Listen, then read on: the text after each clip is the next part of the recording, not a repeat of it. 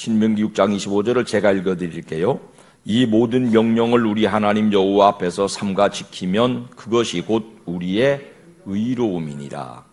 그러니까는 남을 구제하는 등의 율법을 지키는 것이 의로움을 만들어내는 조건이라고, 믿음으로 구원받는다라는 교리에 너무 깊이 심취한 우리는 성도의 윤리 도덕적 의무들, 율법적 의무들을 조금 등한시하는 경우가 있는데요.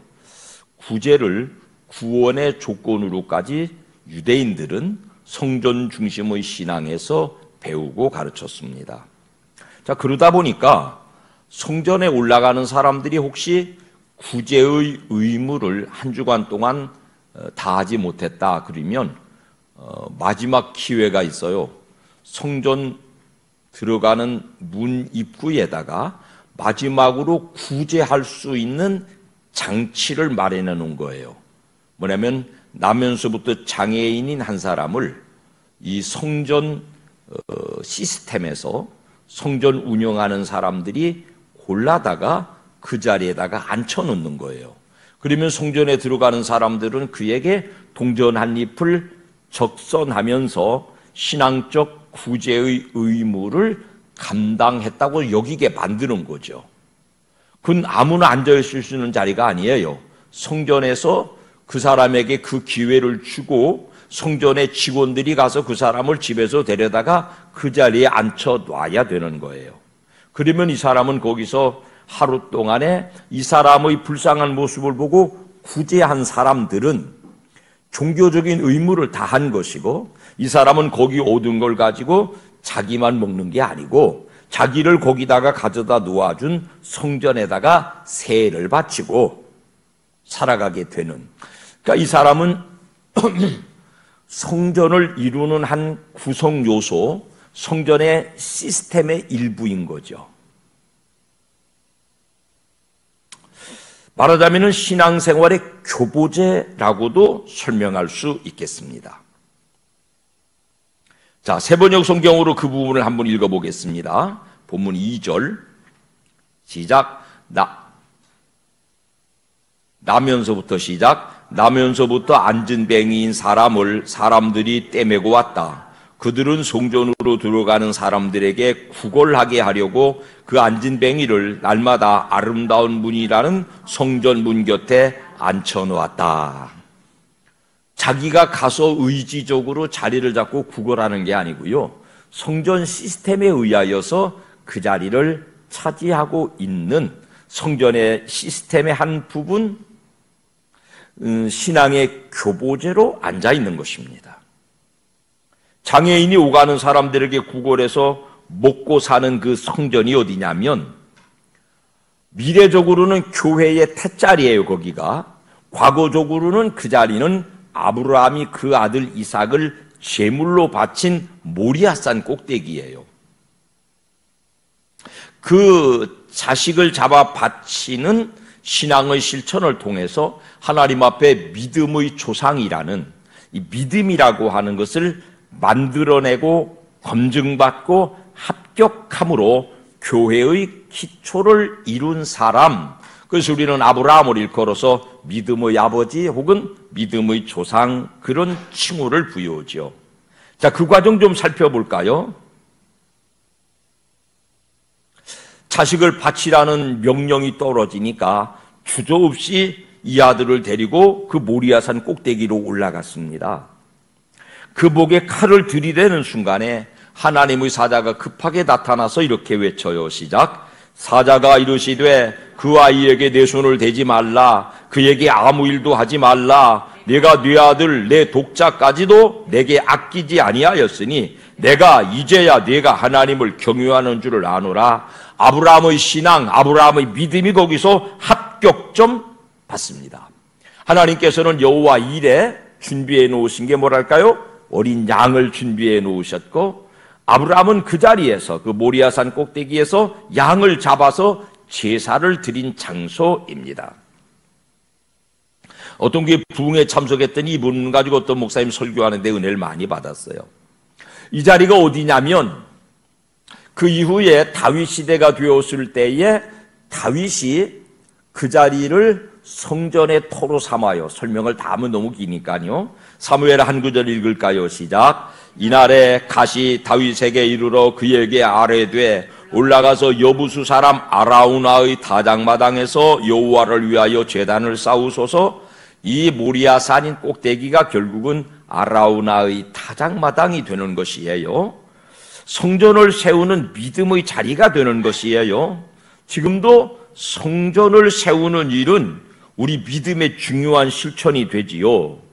엄밀한 의미에서 말씀드리면 주보 앞면에다가 비교해 놓은 것처럼 성전은 예루살렘 모리아산 꼭대기 혹은 아라우나의 다장마당 혹은 시온산 혹은 성전산이라고 정해진 장소에 단 한 곳만 있습니다. 그게 성전이죠. 근데 그거는요, 그 기능이 다해서 파괴됐습니다. 더 이상 이 따위의 성전은 없습니다. 예루살렘 성전은 완전히 없어져 버렸습니다. 사람의 몸을 입고 땅 위에 오신 예수님은 당신 스스로를 성전이라고 그러시고 예수 믿는 우리를 일컬어 성전이라고 말씀하셨습니다. 그러나 우리가 우리의 신앙 실천을 이루기 위하여서 함께 모여서 말씀을 전하고 듣고 성도들끼리 서로 맑고 밝은 미소를 나누는 이 교회를 성전의 대치된 기능으로 인정하는 것이죠. 그러니까 우리는 예배당을 종종 성전이라고 부릅니다. 성전의 기능을 하고 있다, 그런 뜻이죠. 마침 하나님께서 우리에게 70년 역사 동안에 낡은 예배당을 버리고 아름답고 좋은 새 예배당을 허락해 주셨습니다. 우리의 신앙이 이 성전을 돌보고 사랑하고 가까이하고 드나드는 곳으로 잘 다져질 수 있습니다. 아직 이제 정월이니까 새해라고 말씀드리겠죠. 이 새해 한 해가 정말 값진 한 해로 신앙생활 하시려거든 예배당을 자주 드나드시고 예배당을 잘 보살피시고 예배당을 사랑하시는 성도님들로 한 해를 새 출발하시기를, 그래서 올 한 해가 올해 이름처럼 값진 한 해가 되시기를 주님 이름으로 축원합니다. 오셔서 성전 청소도 하시고 풀도 매시고 또 꽃도 심으시고 좀 자주 드나드세요. 물찬 제비처럼 스쳐가는 성도가 되지 말고 이 예배당에다가 마음을 담고 몸을 담고 예배당을 위해서 헌신하고 봉사하는 성도님들이 꼭 되시기를 주의 이름으로 축원합니다. 축원합니다. 아브라함이 아들을 바치러 모리아산으로 올라갈 때 보세요. 창세기 22장 5절 시작. 종들에게 이르되 너희는 나와 아기와 함께 여기서 기다리라. 내가 아이와 함께 저기 가서 예배하고 우리가 너희에게로 돌아오리라. 여러분, 종들을 거기다 머물러 두고 아브라함, 이삭과 단둘이 산에 올라가요. 왜 그럴까? 아니, 자식을 불살라 바칠 장작더미를 지고 올라가는데 왜 종들을 내려놓고 나귀도 내려놓고 갈까? 종들을 데리고 산 꼭대기에 올라가면 이삭을 제물로 바치는 일에 방해가 됩니다. 생각해 보세요. 주인 양반이 망년 들었나 치매 들었나 세상에 자식 목에 칼을 찔러 이거를 잡아서 제물로 바치다니, 이 주인은 그러면 안 됩니다. 어떻게 그럴 수가 있습니까? 막았을 거 아니에요. 그 방해를 미연에 방지하기 위해서겠죠. 여러분, 더 깊은 영적인 질서를 따라가 봅시다. 만류도 만류겠지만 변명거리가 되잖아요. 나는 바치려고 했는데, 칼을 갈아가지고 올라가 바치려고 했는데, 쟤들이 말리잖아. 산 아래에다가 내려놓고 올라간 것입니다. 사랑하는 여러분, 우리에게도 그런 합리적인 핑계들이 얼마나 많을까요? 성전을 중심으로 모이던 사람들에게 어느 날 성령이 임하셨어요. 그러고 보니까 보는 관점이 바뀌었어요. 성령 받으면 돈을 보는 관점도 바뀌어요. 그래서 돈이 책임적으로 쓰여져요. 철저하게 교회 나와서 11조금 생활하고 교인의 의무를 감당하는 분들은요, 교회의 책임적인 기둥이 돼요. 그렇지 않으면 치고 빠지고, 쓰면 뵙고 달면 생기는 성도가 되고, 자기 자신의 신앙의 성장을 위해서 이 관점의 변화가 정말 중요한데요. 성령 받은 사람들이 생겼단 말이에요. 예수님 부활 승천하신 후에. 근데 그 사람들이 여전히 성전에 기도하러 들어가요. 근데 그 성전 미문에 안진뱅이는 여러 10년 거기 앉아 있어요. 근데 성령 받은 사람이 이 안진뱅이를 보니까 보는 관점이 바뀌었어요. 무엇을 달라고 하던 장애인이 성전의 시스템, 성전의 한 부분, 성전의 무슨 교보제로 지금까지 그냥 지나다녔어요. 이 사람들도. 성령이 임하시니까 성전의 눈이 아니라 교회의 눈이 되니까 그 사람이 한 영혼으로 구원받아야 될 한 인격체로 드디어 보이는 거죠. 그게 교회의 눈이에요. 성전은 그냥 종교예요. 그냥 시스템이에요. 근데 성령 받은 사람이 교회를 이루는 거라니까요. 종교가 아니거든요, 이거는. 그건 신앙이거든요. 전적으로 다른 것이거든요. 성전의 일부분, 신앙의 교보제였던 그 장애인이 비로소 한 인격체로 보였어요. 구원받아야 될 영혼으로 보였어요. 교회는 시스템이 아니에요. 따라합시다. 교회는 사람입니다. 성전 사람들은요, 아침마다 직원들이 가가지고 이 안진뱅이를 집에서 데려다가 거기다 앉혀놔요. 쉽게 말하면 출근시키는 거예요.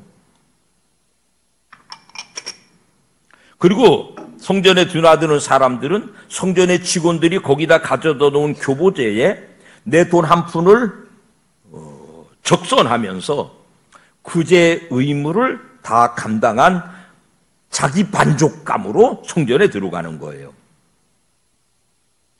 그 사람을 내 관점에 내 필요에 의하여서 바라볼 뿐 중심으로 그 사람과 공감할 수 없어요. 공감하지 않았어요. 그 아픔에 공감을 놓쳤습니다.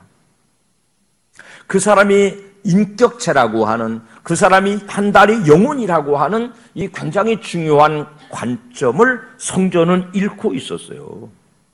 예수 믿는 사람들이 좀 공감의 정신이 있으면 좋겠어요.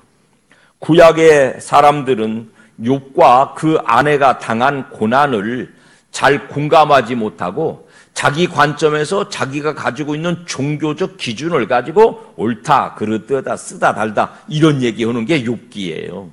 근데 그 중에 정말 진실한 사람은 누구냐면 인류 역사가 3대 악처라고 일컫는 욥의 아내예요.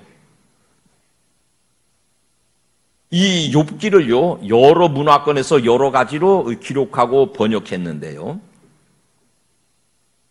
시리아 쪽 번역을 읽어보면 그 내용이 장황합니다. 이런 뜻이에요. 우리가 아들을 다 잃고 재산을 다 잃고 낙심할 상황인데 그래도 당신은 여전히 하나님을 붙들고 하나님을 의지하고 있는 모습을 보니까 나도 당신을 바라보는 신뢰와 믿음이 서서 지금까지는 버텼습니다.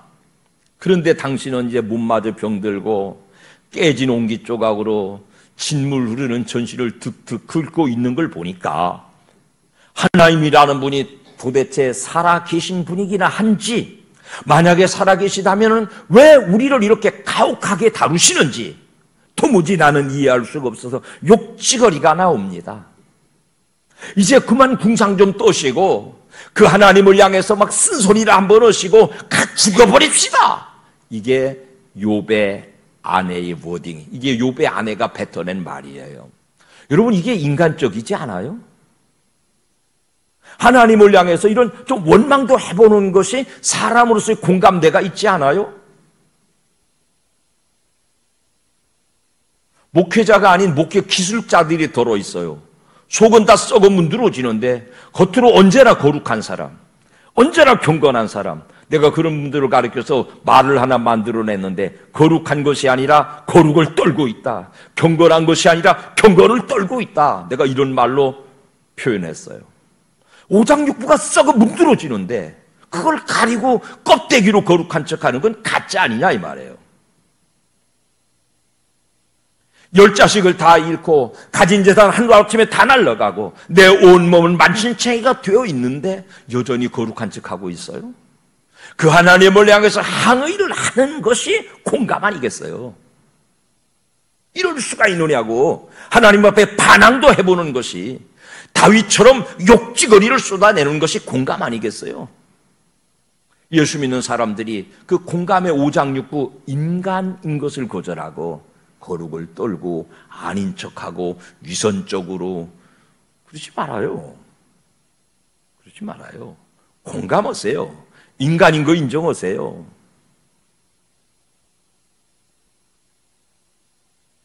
하나님의 마음은 뭐냐면은 나 아닌 너의 마음을 공감하는 거예요. 여러분, 그 전에 있던 어떤 목사님이 이른 양 한 마리 설교할 때 깊은 감동 아직도 잊어버리지 않아요. 경제적으로 보면 1% 포기해도 된다는 거예요. 99마리 우리의 든 양의 입장에서 보면 그까지 지가 잘나서 길 잃어버린 것까지 잊어버려도 된다는 거예요. 목자 입장에서도 99마리를 지키는 것이 생산적이지 그 한 마리를 찾으러 가느라고 99마리를 위험에 방치하는 것은 우매한 거라는 거예요. 그러나 길 잃어버린 한 마리 양의 입장에서 생각하면 목숨이 달린 문제라는 거예요. 이게 공감이거든요. 네 입장에서 보는 거. 평생 성전 미문에 앉아가지고 지나가는 사람들의 발바닥만 쳐다보면서 한 푼 던져주는 사람들을 바라보던 그 입장에, 그 인격에, 그 영혼에 서보는 거, 이게 종교가 아닌, 이게 성전의 시스템이 아닌 교회가 간직해야 될 공감의 마음이 옳습니다. 그런 공감의 마음, 다른 사람의 절체절명의 입장에 서 볼 때래야만 비로소 의논이 이루어져요. 정령은 의논함으로 성취하나니 지략을 베풀고 전쟁할지니라. 올해 우리 교회 성구죠? 의논은요, 상대방의 마음에 서보고 상대방의 입장에 서볼 때 비로소 이룰 수 있는 거예요. 그 다음에 교회는요, 두 번째로 예수가 있어야 교회예요. 성전엔 예수가 없었어요. 제가 그 전에 그 얘기 한번 드렸는데, 중세시대 13세기에 이노센트 3세라고 하는 교황이 있었어요. 이제 학문, 신학을 학문으로 이루어가는 스콜라 신학의 대가 토마스 아퀴나스가 같이 발코니에 이렇게 서 있었어요. 근데 막 수많은 헌금을 실은 차들, 금은보화를 실은 마차들이 막 교황 쪽으로 들어온단 말이에요. 교황이 토마스 아퀴나스를 쳐다보면서, 선생, 베드로 사도께서 은과 금은 내게 없거니와 교회에 금과 은이 없다고 말하던 시대는 이제 지나갔소. 하나님이 주신 은혜로 교회마다 금은 보화가 이처럼 넘쳐나고 있지 않소? 배를 내밀면서 아주 자랑스럽게 그리 말했던 모양이죠. 가만히 듣고 있던 대학자 토마스 아퀴나스는, 교황님, 그렇지만 그 대신에 교회는 성전 미문에 앉아있던 안진뱅이를 일으켜 세우시던 나사렛 예수의 이름을 잃어버리고 말았군요. 대답했더랍니다. 은과 금은요, 베드로 말고도, 교회 말고도 줄 사람이 많지만 베드로는 그의 믿음이 이룬 교회는 세상에 줄 수 없는 예수의 이름을 가졌습니다. 복된 교회 안에 예수의 이름을 가진 줄로 믿습니다. 교회는 세상을 향하여서 은과 금을 나누어 주는 데가 아니라 예수의 이름을 주는 것입니다. 예수는 돈이 아니지만 돈으로 할 수 있는 모든 일들을 해낼 수 있는 능력이 되십니다.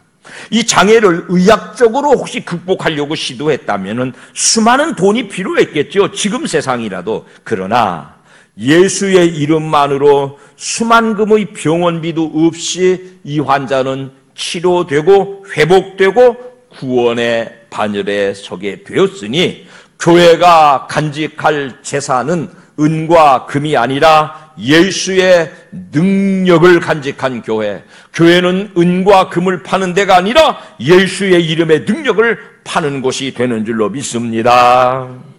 교회 안에 예수의 이름으로 충만하시기를 주님 이름으로 축원합니다. 여러분의 오장육부 심령에 예수의 이름으로 충만하시기를 축원합니다.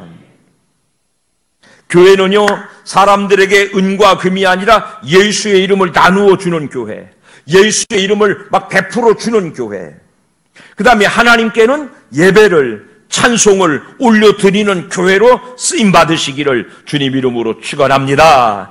한평생 사는 동안에 이건 마음먹기 달린 거거든요. 달라는 사람은요, 평생 달라고 그럽니다.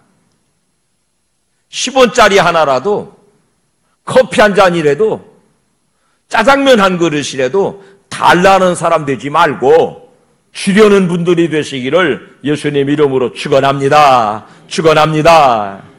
교회는 뭐냐? 달라고 그러는 데가 아니에요. 종교가 아니니까. 종교는 비나이다 복을 주옵시고 뭣도 주고 이거잖아요. 달라는 데잖아요. 그건 성전 중심의 종교 생활이에요. 교회 생활은 뭐냐? 내게 있는 것으로 내게 주노니, 내게 있는 것을 너에게 주는 게 교회예요. 뭘 가졌어요? 예수 이름 가졌어요. 예수 이름 나눠주는 데가 뭘 가졌어요? 하나님께 받은 은혜에 감사가 들었으니 찬양을 올려드리는 데가 교회예요. 그러다 보니까 내 주머니에 있는 것을 너에게 주는 게 교회고 그게 성도지, 달래는 거는 종교란 말이에요. 하나님 우리에게 줄 거 다 주셨어요. 여러분, 대한민국의 경제 발전을 연구한 여러 가지 자료들이 있는데요, 그 중에 대한민국의 경제 발전을 위한 그 가장 밑바닥에 11조 헌금이 들었어요. 11조 헌금을 드리는 나라와 민족과 교회와 가정을 하나님이 복 주셔서 세계 역사가 괄목할 만한 경제 성장을 이루었다니까요. 잘 먹고 잘 살고 부자 되시려거든 믿음의 근간, 신앙의 근간, 성전의 근간, 교회의 근간, 교회를 이루는 가장 기초 11조 헌금 드리세요. 교회가 교회되게 하는 일이에요. 나라 민족이 복받고 잘 사는 길이에요. 교회와 더불어 가정이 하나님 앞에 경제적인 안정을 이루는 축복의 길이에요. 거기 변명거리가 많아요.